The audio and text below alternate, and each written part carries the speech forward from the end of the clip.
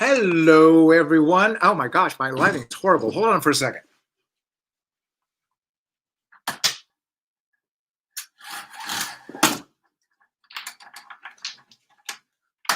That's better.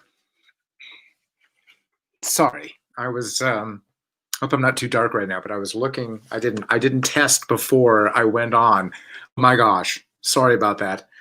But hey, thank you for joining me for this 16th edition. I counted them. Like I didn't have anything better to do today. I just counted old cocktails with the artistic director with the old artistic director. And this is the 16th. And I apologize for backing out of last week's. I think it was supposed to be last week's, but man, I just was up against it last week and am up against it this week. But I feel like I just needed a good drink. So anyone, anybody? Ooh, I talk good. Anyway, cheers, everyone, and welcome back. At this August, it's not August anymore, is it? Although September, I got to tell you, felt like the longest month ever. Anyway, welcome back to October 8th edition of Cocktails with the Artistic Director. Cheers, everyone. I am this evening drinking a very exotic concoction called, I'm going to say this slowly so you can follow, called a vodka tonic. It's simple because my lovely wife usually makes me a lovely cocktail for these, but she is in a lovely meeting off-site right now, so she is not joining me this evening, but I'm glad that you are. So again, welcome to Cocktails with the Artistic Director. I'm your host, Stephen David Martin. Good to see you. Yeah, put on a shirt for this because I was wearing a t-shirt all day, but I thought for you guys, I'm going to clean up a little bit. I want to tell you, I want to again thank Dan Spears for putting together that little video that opened up our extravaganza this evening. I think it's very cool, and I'm just tickled that Dan did that. Didn't even ask him to do any of it, but I thought that was pretty cool. So welcome. Let's get to our usual things, because I got a couple things to talk about this evening as usual. This date in theater history. Here's some really kind of cool ones. Not that they aren't always cool. But in 1936, on this date, October 8th, 1936, John Gielgud's Hamlet opened at the Empire Theater in New York City. And I believe it played for 136 performances, which was, at that time, the longest running Shakespeare on Broadway since the original production of Comedy of Errors, which, of course, as we all know, opened at the Martin Beck Theater, I think it was, in 1597. I think that was the longest run until John Gielgud's Hamlet in 1936. No, really, it's true. This date in 1946, a mere 10 years later, after that, Jose Ferrer debuted his landmark production of Cyrano de Bergerac. If you've never seen the film, go see the film, because it's too late to catch the Broadway show with Jose Ferrer. I think that closed. Yeah, because he's dead. Yeah, so that's done. On this date in 1956, see what I'm doing here? We're doing decades. This is interesting. 1956, composer Charles Strauss makes his Broadway debut with the incidental music for the play, and I'm not making this up, Sixth Finger in a Five-Finger Glove. Think about that for a minute. That's a great title. Sixth Finger in a Five-Finger Glove. I love that. Anyway, it opened at the Long Acre Theater. You may not have heard about it because it closed the next day. But Strauss's Six-Finger tune reappeared a few weeks later as the theme song for a new game show called The Price is Right. So whenever you hear the theme song for The Price is Right, you're really listening to Six-Finger Tune by Charles Strauss. Now, Charles Strauss had a little bit more success with his second Broadway outing, which was Bye Bye Birdie.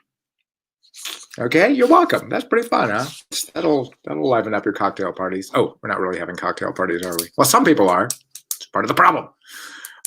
Anyway, in 2015, I know I blew the decade thing. 2015 was the Broadway premiere of Sam Shepard's Fool for Love, starring Nina Arianda, and I gotta confess, I don't know who that is. I apologize. But also co-starring one of my favorite actors, Sam Rockwell. Pretty cool. It opened at the Samuel J. Friedman Theater, the State, in 2015, a mere 5 years ago. Birthday today, we want to wish a happy birthday to Ed Albee. He was born, oh my gosh, he was born exactly a century before I was born, in 1492. No, I'm just kidding. He was born in 1857, so he would be 163 years old today. So happy birthday, Edward. The great Sigourney Weaver, celebrating a birthday today. The great Matt Damon, celebrating a birthday today. And the Chevy Chase, celebrating a birthday today.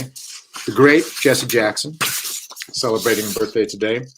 And wait a second, my pages are out of order. Hold on, my pages are, oh no, they're not out of order. And of course, I know all of you out there going, yeah, but you forgot one of the most famous of all October 8th birthdays. And of course, that would be in 1747, the inimitable Jean-François Rubel, the French lawyer and politician, was born in Colmar, France. So here's to you, Jean-François. Oh, that's good. And I got to say, because I won't have a show tomorrow, much to your chagrin, I'm sure, tomorrow, October 9th, is John Lennon's birthday, the great John Lennon, one of my favorites of all time, of course. And John would have been 80 tomorrow. So, you know, very melancholy to think that he could still be with us, if not for a madman. So, happy birthday, John. Happy early birthday. So stuff coming up. I want to thank everybody who participated in the last two Mike Blake mystery recordings. Busher in Blue by Stephen Lugeliner, that aired last Sunday on Facebook Live at 7 p.m. Great recording, I thought. And this upcoming Sunday is our sixth in the Mike Blake mystery series, done by the creator, Francine Schwartz. She wrote a terrific piece called Disappearance.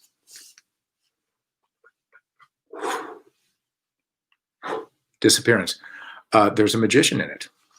I don't think I'm spoiling it too much by telling you that, but it's a really terrific piece. So that's going to air this Sunday at 7 p.m. on Raven Player's Facebook Live. So tell your friends, gather family around the old streaming computer and listen to Disappearance this Sunday. And again, in a week or so, 10 days, 2 weeks, whatever, we will get those latest Mike Blake mysteries up on our showticksforyou.com website. So thanks to everybody. And very exciting too. This Sunday, we have Disappearance. This Monday, October 5th, no, that can't be right, October 12th. This Monday, October 12th, we're going to start, is going to be episode 1 in our 6-part series called The Sad Dads Gang, written by our very own Tony Shulo. There's 6 10-minute episodes about a group of divorced dads who are, you know, coming up against it, having to pay alimony and child support. They're broke. They're out of money. They meet every week at a diner, which is suspiciously reminiscent of the Flaky Cream in Healdsburg, and they come up with a plan to raise a little extra cash. And let us say it is a little unusual plan, but the wonderful Jonathan Graham, Jeremy Boucher, Pete Stringfellow, and the lovely Christy Marie Kelson are in that cast, as well as yours truly. So coming up Monday, and we'll do one episode every Monday for the next 6 weeks, starting Monday the 12th at 7 p.m. on Facebook Live. 10 minutes. That's all it takes, 10 minutes. Okay. So that starts Mondays. Disappearance is Sunday. Sad Dads Gang is Monday. Cocktails with you. All right, just that. Right. Okay, never mind.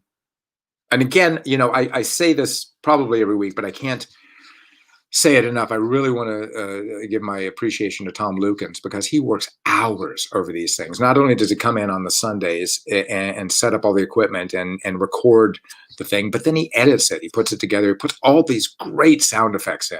And then Dennis Whitaker, the last couple of ones and the next few, gets a hold of the file, and he's putting in the title slides and the photographs and making a complete slideshow for us. So between Tom and Dennis, we have some terrific pieces that we put together over the last few months that I'm really proud of, and I really want to thank both of those guys for doing so much. Tonight, in only less than 2 hours. Tonight we have the premiere of Zoom In, short plays for a long pandemic. Now these were originally going to be 6 short plays, but due to several things, we had to cut it down to 4 short plays, and we'll talk about that in a second.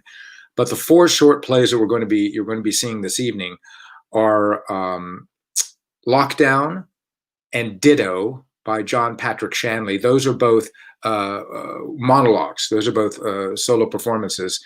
And we also have The Dream by Francine Schwartz and Glamping by Tony Shulo. Now, Lockdown is performed by Lydia Revelos, and Ditto was performed by Katie Watts Whitaker. In The Dream, we have Steve Thorpe, and Bella Lipman, and Glamping by Tony Shulo stars Monique Scott, and again, the very lovely and talented Christy Marie Carlson. I'm very, very fond of her. So if you can join us tonight, it's going to play tonight, tomorrow, and Saturday, 7:30 p.m. And what you want to do is you want to go to showtix.com, and that's // that's the 17219. That's all the Raven Players events, and Zoom In should be the first one that you see. What we did is we recorded them via Zoom, and we're going to share them with you tonight, tomorrow, and Friday. So watch it and tell your friends, because again, we're not charging. I think we're charging $10 for these. So we're not making any money now. There's nobody sitting in our seats except for a cardboard cutout of Mickey Hart, which is frightening, let me tell you. But share it with friends, share it with people because I think these are good pieces. They're really well done. And Tony and Francine wrote 2 wonderful little pieces, and John Patrick Shanley, if you're listening, I know you are. Thank you for that. John Patrick Shanley, of course, wrote Doubt, and probably best known for the screenplay for Moonstruck. So that's tonight, tomorrow, and Saturday. Then coming up in October, well, we are in October, but coming up later this month, Halloween, to be precise, this Saturday we're going to be recording, I believe we ended up with 14 Poe stories and or poems.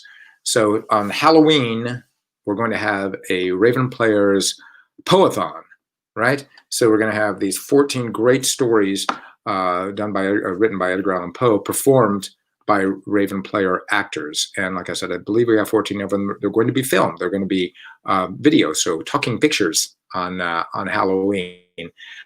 And we're going to start that marathon, that Poethon, at 7 p.m. on Facebook Live on Halloween evening. So, since trick-or-treating probably is a little bit curtailed, and you're probably not going to a raucous Halloween party. If you are, wear your masks. You get it? Because it's Halloween, wear your mask. Yeah. So anyway, it's a great thing to watch on Saturday on Halloween. And again, it's one of those things where, I probably shouldn't say this, but you can watch one, go away, do something, have a little drink, a little dinner, come back and watch some of the other ones. So again, that's going to be Raven Players Poethon, Halloween evening, October 31st, Saturday this year. And then coming up in November, we're going to do, and the plan is right now to do these live streamed. So these will be performed live via Zoom and other virtual platforms on November 12th, 13th, and 14th. These are 6 short plays that the Raven Players commissioned to deal specifically with some social issues that are going on now. So, we have some that deal with income disparity. We live in a town. I live in a town where, there's a restaurant where you have to pay $500 for a dinner, and yet some of the people who work there probably can't afford to live in this town. So that's another issue, as well as the systemic racism and some other uplifting issues that we're going to deal with. We've got 5 original plays written specifically for us for that evening. And when I have the casts, directors, all figured out, I'll share that information with you. But again, the plan is for that to do that live streaming. So there'll be live performances on November 12, 13, and 14, 7:30 p.m. And again, we'll do our show6foryou.com platform. I wanted to say before we get past it that, as I alluded to before, we had 6 plays originally scheduled for Zoom In, and through various and sundry reasons, I had to drop 2 of them. Unfortunately, nothing that, not because of acting, because of they weren't good, because they were, but one of them, we had to pull back for some personal reasons, and the other one was directed by Robert Zelenka. And Robert lost his home in the last round of wildfires. So, and Robert being Robert, this is the weekend after he lost his home, and he had the play recorded and was trying to get me the flash drive that he had saved the play on, and couldn't find it. And of course, Robert being Robert, he was beating himself up that he couldn't find the flash drive, even though the man had lost his home. So, Robert. And so I know that most of you know this already, but even if you don't, or even if you do, reach out and give him a virtual hug, because he's, as well as I do, is a good guy, and he can use it, and he deserves it. And of course, he was still trying to get me the damn play. So hopefully, and Diana directed the other play, and hopefully we'll get to see those. Because I'd still like to see them. The one was called Forget Me Not, and the other was Boredom, Fear, and Wine. They're both terrific pieces, and I hope we get to see those. So again, my heart goes out to Robert, and give him a text, shoot him a Facebook, give him a call. Also coming up in December, I think we've finally figured it out. We're going to do It's a Wonderful Life, a live radio play as a live radio play. But we're going to do it streaming as well, because we finally got, yes, ladies and gentlemen, we finally got our new streaming broadcast studio equipment. So It's a Wonderful Life is going to be our first foray into doing our own live streaming with our own cameras in our own theater. And we'll do that as a live streaming radio play in December, probably, unless, some sort of miracle happens, probably without an audience. Even socially distanced audience, Tom Brand has figured out how to keep people, separated in that theater. And as I like to say before, at the Raven Theater, we've been social distancing for years before it was cool. But even so, we'll probably keep, if we have people in the audience, we'll keep it at very minimum, because actor safety, audience safety, people safety is our number one concern here. But we will be doing it as a live streaming radio play December, I think, did I write down the dates? I didn't, damn it. I think it's December 17, 18, 19. And so look forward to that. I'll give you some more information about that. Oh, before I get away from it, speaking of disasters, I wasn't going to do it, but I've got to, it's been a while since I've seen you, and the debate, that presidential debate, the, aptly named shit show that they said on CNN, which I think caught the essence of it precisely, was an abomination and embarrassment. And I don't know if you guys watched last evening's much tamer vice presidential debate. But if you did, I'm sure you were probably screaming at the TV as much as I would. My favorite word that I kept screaming at the TV was that great quote from The Princess Bride. What was it? Oh, I remember. Liar! Liar!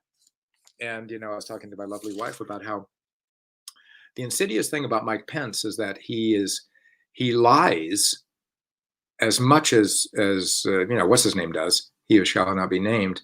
But the insidious thing is he does it calmly, and he does it with a smile on his face. And he looks like, the insurance agent that you finally had to, tell him to stop calling you.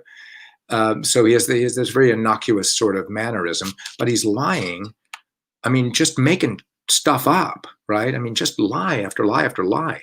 And so, I thought it was very appropriate that the fly landed on his head, because, it's that old phrase, wouldn't you love to be a fly on a wall in that room? Well, the fly was on a wall. He just didn't know the wall was named Mike Pence. So anyway, that's all I have to say about that. I think, I'm not going to insult your intelligence by trying to parse those events, because if you saw any of the presidential so-called debate, it wasn't a debate. And if you saw any of last night's event, that you basically had a person either avoiding answering any question at all, or just out and out making up shit, making up stuff. Sorry about that. So anyway, so I thought about that because we were talking about natural disasters. Man, yeah. So it's a Wonderful Life in December, a live radio play with our new equipment. I'm so excited about that. And I think we haven't seen each other since we lost the great Ruth Bader Ginsburg. So I want to take a moment right now to toast the late great Ruth Bader Ginsburg and thank her for the service she did to our country, and hope that all that service that she did will not be undone by this so-called Supreme Court.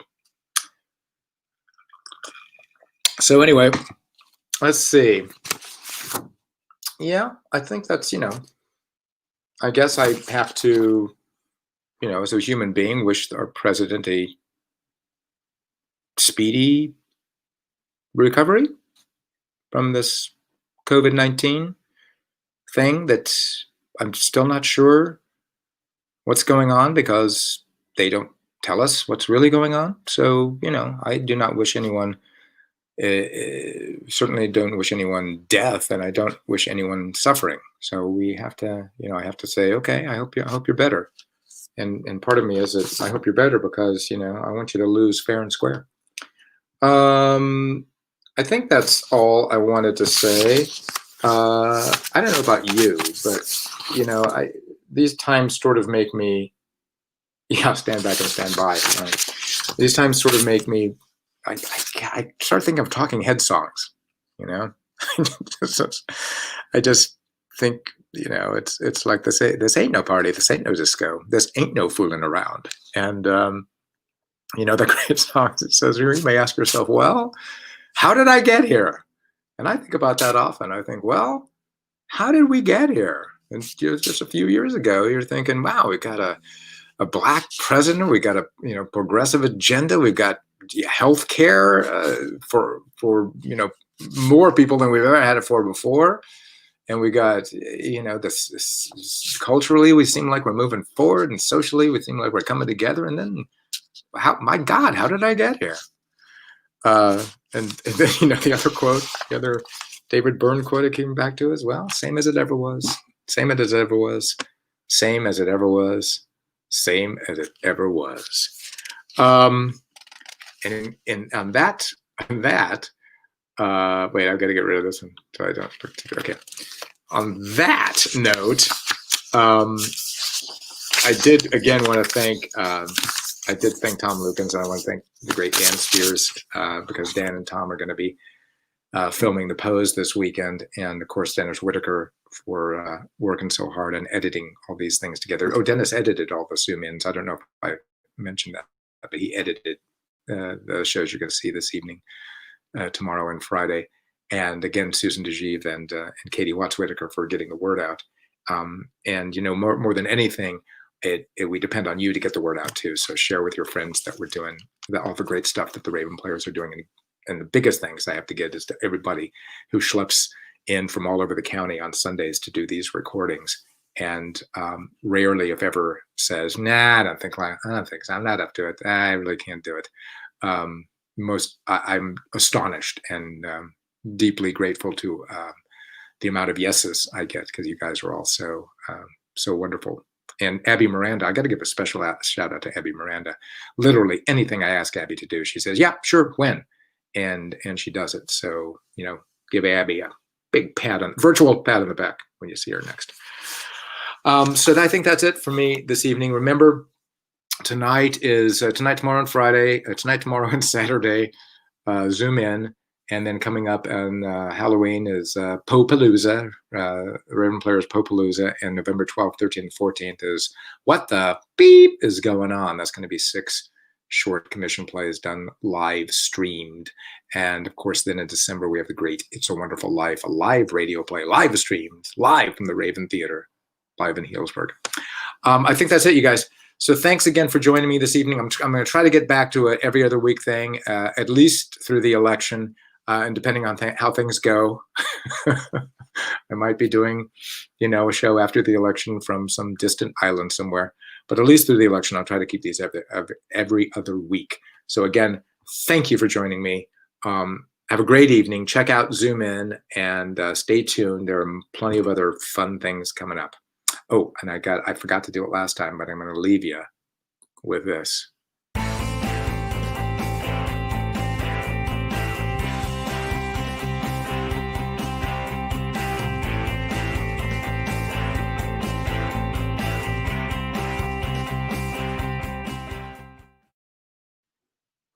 Bye. Didn't expect to come back. Bye.